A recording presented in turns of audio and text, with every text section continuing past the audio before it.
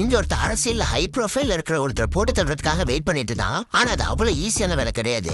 என்ன இதுல கொஞ்சம் மிஸ் ஆனாலும் அதை இவனுக்கே ஆபத்தா முடிஞ்சிடும். அவ்வளவு கஷ்டமான வேலையை இவனோட திறமையால அசால்ட்டா டீல் பண்றான். ஃபர்ஸ்ட் ஒரு துப்பாக்கியை உருவாக்குறதுக்கு தேவையான எல்லா பார்ட்ஸையும் சூட் கேஸோட பார்ட்ஸ் மாதிரி ரெடி பண்ணி இந்த ஸ்பாட்டுக்கு கொண்டு வந்துடுறான். வந்ததும் அந்த சூட் கேஸ்ல இருக்கிற கைப்பொடியில இருந்து வீல் வரைக்கும் எல்லாத்தையும் கழட்டிட்டு திரும்பவும் செட் பண்ணதுக்கு அப்புறம் பார்த்தா பக்காவா ஒரு துப்பாக்கி ரெடி ஆயிடுது. அதுக்கப்புறம் காத்து எந்த பக்கமா வீசுதுன்னு கண்டுபிடிக்கிறதுக்காக ஒரு காத்தாடியை பறக்க விட்டு கண்டுபிடிக்கிறான். இப்ப அவ்வளவு செக்யூரிட்டி தாண்டி அவரை சுடுறதுக்கு முன்னாடி இது எந்த அளவுக்கு வேலை செய்யுதுன்னு கண்டுபிடிக்கிறதுக்காக அதே டிஸ்டன்ஸ்ல இருக்கிற பில்டிங் எங்க இருந்து சுட்டு பாக்குறான். அதுக்கு தகுந்த மாதிரி அவனோட குறியை செட் பண்றான். அங்க இருக்கிற செக்யூரிட்டிஸ் அவர் காரை விட்டு இறங்கி 10 செகண்ட்குள்ள பில்டிங் குள்ள போறதுக்காக தயாரா இருக்காங்க.